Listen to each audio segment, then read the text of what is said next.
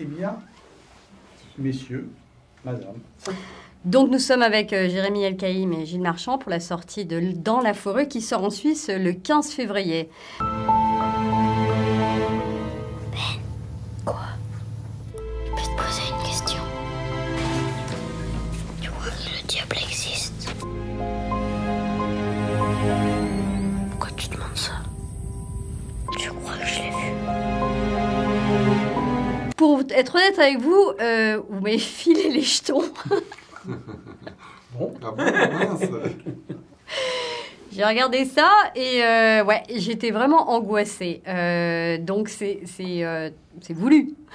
Oui. Enfin, en tout cas, l'idée que ça crée des émotions, c'est voulu. Mais moi, c'était plutôt des émotions. Enfin, il y avait un sentiment de malaise dès le départ et qui a tenu tout le long du film. Donc ça, c'était aussi votre but ou ça, c'est mon ressenti à moi? Ça va mieux déjà? Ça va mieux, ouais, je me suis remise. Mais j'ai dit, pas, sérieux, ouais, non, c'est pas mal les films qui laissent des traces. Exactement, exactement. Ouais, non, c'est resté là. Ben, je dois avouer que la première, quand j'ai commencé avec Dominique à écrire, enfin à réfléchir à un nouveau projet, avec Dominique Moll, ouais. Qui est réalisateur et avec qui vous travaillez ensemble. Voilà. J'avais écrit sur ma petite feuille un film qui fait peur. Donc l'idée que le film ait une dimension, oui, un peu angoissante, que ça... C'est une expérience, moi, comme spectateur, que je ne déteste pas. Enfin, j'ai un souvenir d'avoir vu adolescent Répulsion de Polanski, qui m'avait effrayé, vraiment, qui est donc avec Catherine Deneuve, qui raconte l'histoire d'une jeune femme qui schizophrène, enfin, et on partage son état. Ça m'avait fait beaucoup d'effets, presque désagréable pendant, mais le film m'a marqué et reste encore comme ça présent dans ma mémoire, et c'est quelque chose qui m'accompagne d'une certaine manière. Et moi, donc, évidemment, quand vous présentez en disant ça crée du malaise, je me dis, ah ben, c'est pas très gentil de créer du malaise chez une jeune femme ou chez un spectateur. Voilà. Mais si c'est un malaise qui, d'une certaine manière, révèle aussi des choses, enfin, ouvre des choses, et peut-être que ça demande à être digéré aussi dans le temps. Je pense que ça peut être une expérience forte que le cinéma offre. Qu'est-ce qui vous a plu dans ce personnage atypique, d'autant plus que vous êtes coproducteur sur le film? Oui, tout à fait, ouais. Non, mais c'est intéressant la question de la peur, parce que le film est dans le point de vue du petit garçon donc, de 8 ans, Tom, et il y a quelque chose de très beau. Comme on est avec lui, il n'a pas fermé toutes les portes dans son enfance. Il a un rapport au monde où il accepte qu'il puisse y avoir des choses un peu irrationnelles. Et je trouve assez émouvant et presque lumineux, alors pour revenir sur la question du malaise, donc presque produisant ce qui me semble être l'inverse du malaise, quelque chose que raconte le film pour moi, qui est que il a beau avoir peur et ne pas être capable forcément de regarder ce qui lui fait peur, et l'inconnu, et cette chose un peu étrange qu'il y a dans le film, cette atmosphère. Il y va quand même. Il y va quand même. Et quand il y va, cette chose fait un peu moins peur. C'est-à-dire qu'il est presque prêt à lui ouvrir des bras, parce qu'en la regardant de plus près, cette chose qui faisait peur et qui angoissait, il se rend compte qu'elle est un peu plus humaine, un peu plus facile à appréhender, et qu'elle fait un peu moins peur. Pour moi, ce mouvement-là, c'est un mouvement du film qui m'a d'emblée plu à la lecture du scénario et que je n'ai cessé de retrouver même en voyant le film terminé. Et pour moi, il y a quelque chose de lumineux dans ce film-là, parce qu'il fait ce mouvement, il rend le monstrueux plus humain. Et je trouve que c'est quelque chose dont on manque un peu dans nos vies d'adultes. On a tendance un petit peu à donner des réponses toutes faites à plein de choses qui pourraient nous faire peur, à essayer de rationaliser des trucs qui nous semblent un peu mystérieux. Et je trouve qu'il faut essayer qu'en s'ouvrant et en regardant un peu plus près de nos peurs et nos angoisses en nous, on les appréhende un peu mieux. D'ailleurs, vous équilibrez bien les scènes angoissantes et les scènes un peu plus lumineuses, avec la scène avec les lucioles, là où on le voit. Donc c'est vrai qu'il y a cet équilibre, complètement. Pour ce qui concerne le père, je dirais pas que c'est tout à fait le point d'entrée que j'ai eu avec lui, même si ce dont je parle, c'est le film. Donc pour moi, tout est plus ou moins lié dans le monde, puisque c'est un monde que Gilles crée. C'est un univers. Donc, mais ce qui s'est passé, c'est que j'ai décidé de prendre... En fait, moi, j'avais déjà joué des pères. Et j'ai décidé vraiment de me poser la question de la paternité. Et j'ai plutôt pris, je pense, l'incarnation de ce père et de ce personnage, plutôt que de le prendre sur son endroit défaillant et trouble et potentiellement angoissant, inquiétant. Je l'ai pris comme un homme qui essaye de faire de son mieux, qui essaye de transmettre quelque chose, d'être un père, en fait. Et donc, un père, c'est quoi? C'est se poser la question de la transmission, de qu'est-ce qu'on veut transmettre à nos enfants. On voit bien que c'est se déterminer, puisque du coup, c'est offrir une ligne éditoriale, une vision du monde, une vision des choses. Lui, bon, il est contre les portables, il pense qu'il valorise le dénuement, il valorise cette forêt, ces arbres, et je pense qu'il les valorise au point de parfois être un peu sévère, à vouloir presque l'imposer, donc à exercer une forme de tyrannie. Mais c'est des choses qu'ont les pères, et c'est des choses qu'on a dès lors qu'on décide de transmettre quelque chose. C'est un équilibre à trouver entre l'idéal, les choses qui nous semblent vertueuses, qu'on voudrait transmettre à nos enfants, et en même temps le faire avec autorité, donc nécessairement par moments à bloquer des choses en face de nous et à ne pas toujours être... Cette question du bien ou du mal est une question qui est au centre du film, et qui a été au centre en tout cas de mon questionnement pour incarner ce père. Et voilà, donc je pense que c'est un homme qui essaie de faire de son mieux. Vous parlez de cette forêt qui est pour moi un personnage à part entière, parce qu'il n'y a pas beaucoup de personnages en fait dans le film. Pourquoi le choix de la Suède? Alors la Suède, c'est venu assez tôt dans le scénario. Il y avait l'envie que le père les emmène dans la nature, dans une nature qui est à la fois assez belle sauvage, et hostile. Oui, enfin... En tout cas, qu'elle ait ces deux facettes, effectivement, qu'elle puisse être assez idéale et en même temps qu'elle puisse inquiéter. Et j'aimais l'idée que la Suède, qui est un pays lui aussi plutôt rassurant, enfin, il y a l'idée que pour nous, Français en tout cas, la Suède est un pays très civilisé, enfin très rassurant. Et donc j'imaginais que la mère ne voyait pas d'inconvénient à ce que les enfants rejoignent leur père là-bas, que ce pays rassurant puisse d'un coup devenir, parce qu'il est aussi fait d'une nature très intacte et sauvage, puisse devenir inquiétant. Et le fait que le trajet du film soit d'une situation assez naturelle, mais avec un personnage plutôt, une fonction de père, enfin quelqu'un d'assez normal, mais on glisse de ce naturel vers le surnaturel, sans savoir exactement à quel moment les choses basculent, quoi. Parce que c'est vrai que je suis allée en Suède cet été, et je me suis baladée dans les forêts, et il y a ce petit côté où j'étais avec mon fils qui a 10 ans, qui me dit... Maman, il y a un troll. Il y a ce côté-là complètement dans ce pays. C'est un rôle hyper physique quand même que vous jouez. Et pour vous, pas évident non plus à réaliser, parce qu'il y a des scènes, la deuxième partie du film est pas simple pour le coup. Non, mais pour le coup, c'est un plaisir quand on réalise, j'imagine aussi quand on joue, quand les choses se passent bien, les difficultés que pose un film, c'est des choses qui peuvent être tout à fait excitantes. Bénéfique. On prend du plaisir, c'est des enjeux.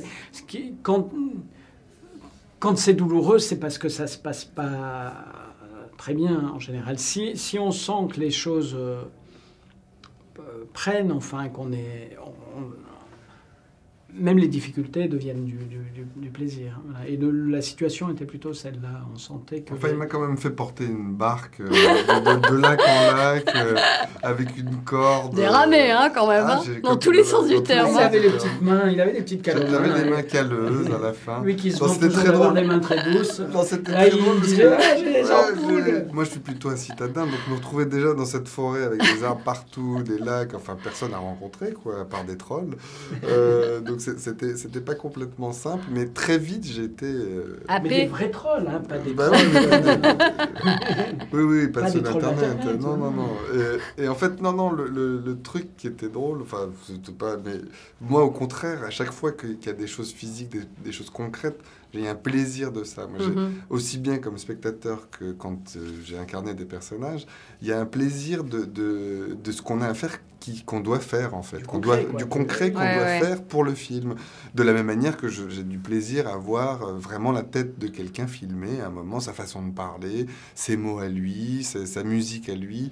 Je trouve qu'il reste toujours quelque chose de ça dans les films. Et là, en l'occurrence, effectivement, je devais traîner cette barque et je suis arrivé la fleur au fusil, donc très heureux d'avoir à jouer ces choses concrètes où je devais développer un petit peu ma musculature légendaire. Donc, je commence à faire une prise avec... et on me dit, il y a une barque qui a été conçue exprès pour les scènes où tu dois la tirer.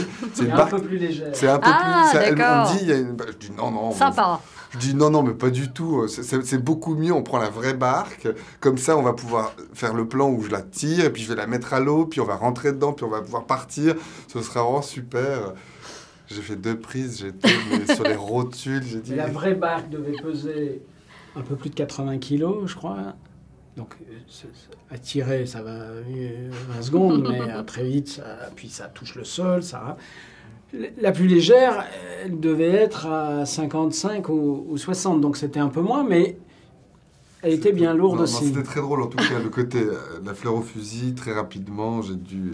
Vous êtes revenu. J'en pouvais plus, quoi. Alors, dès les premières scènes, en fait, tout de suite, j'ai pensé à un bouquin que j'ai lu il n'y a pas longtemps, qui s'appelle Sukvan Island, qui m'a fait vraiment... qui est un chef-d'œuvre, que j'ai refilé à tous mes copains, mes copines, qui ont détesté, qui m'ont dit... assez éprouvant aussi. Qui est hyper éprouvant, hein, donc j'aime ça quelque part. Et qui m'ont dit, mais t'es complètement malade, pourquoi t'aimes ce genre de choses? Mais en fait, c'est fascinant comme votre film. Même si ça m'angoisse et même si ça crée un malaise, on a envie de savoir, pourquoi ce père va là-bas, qu'est-ce qu'il va faire avec son enfant. Mais il y a beaucoup de références, d'autres références dans votre film. Enfin, moi, comment dire, je suis un spectateur de beaucoup de films, j'essaye de lire, de voir des choses, donc on est traversé par des tas de... de livres. Des choses dont on se nourrit. Voilà, dont on se nourrit. Et du coup...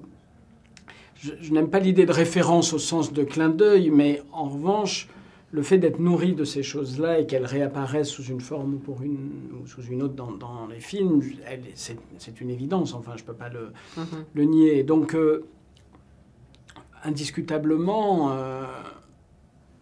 oui, Sukvan Island, le livre de David Vann, est un livre qui m'a beaucoup impressionné et qui a influencé dans la forêt, mais qui est, comment dire, je n'ai pas... C'est pas des références directes. Hein, c'est des sensations, voilà. C'est de se dire, on est traversé. Alors effectivement, il y en a beaucoup, mais c'est vrai que le petit pouvait me faire penser, enfin le petit Tom est incarné par Timothée. J'ai pu penser parfois au gamin du Sixième Sens de Shyamalan, que j'avais adoré. Enfin, il y a des tas de films, sûrement Shining, évidemment, que moi j'ai vu très jeune et qui m'avait complètement scotché. Mais oui, La Nuit du Chasseur, plein de films dont je sens qu'ils nourrissent celui-là. Mais je me suis pas dit, ah tiens, là on pourrait faire un plan comme... D'accord. Mais c'est vrai que c'est là. Justement, ces 2 enfants, le film est pratiquement basé sur 3 personnages. Comment on fait pour retrouver les 2 bons enfants? Ben, on a beaucoup de chance. C'est Enfin, ça. c'est-à-dire que pour les trouver à la base, on fait comme on fait toujours pour un film, c'est-à-dire Ouais, un qu'on- casting. on fait un casting, voilà. Et puis la chance, c'est qu'un jour, alors qu'on a vu pas mal d'enfants qui faisaient des trucs super, mais pas toujours très longtemps, enfin, c'est-à-dire ils sont super, enfin, voire géniaux pendant 10 secondes. Bah, d'un coup, ils se mettent à pouffer de rire ou à regarder la caméra. Et puis un jour, on voit Timothée, qui a 8 ans, et là, je ne sais pas pourquoi, on est scotché parce que pendant 4 minutes, il fait le truc et on croit que c'est le personnage. Et donc on se dit, bah voilà, c'est lui. Alors on raconte souvent ça au casting, même avec les adultes, en disant, voilà, c'était une évidence, c'était là. Ça. Mais avec Timothée, c'est vraiment ce qui s'est passé. C'est moi, une fois qu'il est sorti de la pièce, j'avais plus qu'une peur, c'était que, pour une raison ou pour une autre, qu'ils disent non, que ses parents disent non, que l'organisme de protection de l'enfance dise non, qu'il se casse la jambe avant. Du coup, je me disais, pourvu que... Voilà. Et bon, tous les feux sont passés au vert, lui était très enthousiaste, ses parents aussi, ont compris que même si le projet était comme ça, c'est impressionnant, c'était quelque chose que le tournage n'allait pas être de la même... teneur d'une certaine manière que le film, qu'on pouvait faire ça en riant, enfin en prenant du plaisir. Bon, et après le travail sur place avec Jérémy et les 2 enfants, parce que ça a été à peu près pareil avec le grand, bah du coup c'est très facile parce qu'il y a une espèce de... Voilà, d'évidence, de plaisir partagé, parce que lui était très complice. Voilà, on a à la fois beaucoup ri et était très engagé sérieusement dans le film. Donc, c'est presque plus... Je sais... C'est presque plus du travail, quoi. Enfin, il y a le plaisir de faire des choses. En groupe. Non, alors c'est du travail, mais c'est du travail pas... Parce qu'effectivement, il y a une dimension un peu, on part en groupe dans la nature, et il y a une joie presque de colonie de vacances. Mais il y a aussi, effectivement, vous avez raison, le travail, mais c'est un travail qui est tellement, comment dire, alors, pour le coup, essentiel pour moi. C'est-à-dire c'est tellement... que quand ça se passe bien, ça... Voilà, on a juste le sentiment... Enfin, c'est Cocteau qui disait, puisque nous n'y sommes pour rien, puisque ces mystères nous dépassent, feignons d'en être les organisateurs. Moi, je ne sais pas comment Jérémy et Timothée faisaient pour faire... Moi, juste, je demandais, est-ce qu'on le filme? Alors, évidemment, je voulais une certaine lumière, qu'on se mette plutôt là, le son, mais j'avais l'impression que ça prenait forme au-delà de mes espérances, enfin. Oui, mais c'est quand on a les bons ingrédients, voilà, ça fait un bon gâteau. C'est vrai. Donc, mais la chance dont parle, qui est nécessaire pour faire des films, je pense, la chance dont parle Gilles à propos du choix, de la rencontre avec Timothée, les 2 enfants et Timothée, qui porte le film, enfin qui est quasiment de chaque plan, il est le rôle principal. Et a été absolument énorme parce qu'en fait, on s'est fait... Moi, je me suis retrouvé effectivement avec un partenaire qui m'offrait, moi, ce que j'ai le sentiment d'être l'essentiel du jeu. C'est-à-dire, il était au premier degré avec son personnage, il ne le jugeait jamais, il se mettait ni au-dessus, ni en dessous, il n'avait aucune ironie et il le prenait très au premier degré. Il avait une capacité d'écoute étonnante, ce qui était vraiment nécessaire et ce qui est important. Et donc, on était ensemble, en fait. Quand on discutait, quand mon personnage cherchait un petit peu à rentrer dans sa tête de façon un peu intrusive, parce qu'il est persuadé que cet enfant a peut-être un don qui pourra le libérer de ses troubles, je me souviens que quand je posais des questions, je voyais Timothée interprétant Tom, je voyais Tom qui réfléchissait à ma question, qui la faisait tourner dans sa tête, qui essayait de donner la bonne réponse sans que ce soit trop dur pour lui. Je parle du personnage. Et donc, il y avait tout ce temps-là. Et donc, parfois, il laissait des temps étonnants. On aurait pu dire de n'importe quel autre enfant qu'il avait oublié son texte. Lui, quand on le regardait prendre son temps avant de me répondre, on savait que c'est pas parce qu'il oubliait son texte. Il était clairement en train de jouer quelque chose. Et c'était génial de voir tout ça se jouer en lui. Et ce premier degré, pour moi, c'est quand même déjà une des premières pierres à l'édifice d'une incarnation réussie. C'est ça l'avantage des enfants, c'est leur pureté. Hein. Bah, quand c'est comme ça, c'est impressionnant. Oui. C'est impressionnant. Mais encore une fois, il y a des tas d'enfants qui sont capables de produire ça quelques secondes et puis ça s'arrête. Là où avec Timothée c'était prodigieux, c'est qu'il le faisait le temps de la scène. Et il y a des plans qui peuvent durer 3 minutes et puis de recommencer, de faire plusieurs prises. Et ça, c'est pas donné non seulement à n'importe quel enfant, mais comme disait d'une certaine manière Jérémy, c'est pas tous les comédiens qui sont aussi forts que ça dans l'incarnation. Nous, toute l'équipe était quand même assez scotchée sur le... C'était toujours aussi intense, une intensité. Mais pas une intensité qui lui faisait du mal, pas une intensité douloureuse. C'était une intensité d'incarnation. C'était... Et je sais, on a fini là, mais vous avez présenté votre film à Locarno cet été, sur la Piazza Grande. Comment ça s'est passé? Bah, c'était super. On a eu un peu peur parce que quand on est arrivé le premier soir, c'était Mocha, le film, où il y a eu alors un orage, mais monstrueux. Ah oui, ça arrive là-bas. C'était terrible. Et donc, nous, on passait deux soirs après et on se disait, oh là là, en extérieur, ça va être chouette. Puis en fait, on a eu là aussi beaucoup de chance. Il a fait un temps absolument magnifique. Le fait j'imagine tout le monde le dit en parlant de Locarno, mais c'est un lieu absolument magique. C'est-à-dire que cette place immense, l'écran qui fait la taille des immeubles, c'est gigantesque. Et alors, moi, je dois dire que j'avais une émotion particulière parce que le fait de voir ce film qu'on a beaucoup tourné dehors, qui se passe, pas entièrement, mais beaucoup en extérieur. De projeter en extérieur. De projeter en extérieur, il y avait quelque chose de sentir l'air sur ses bras, sur son crâne.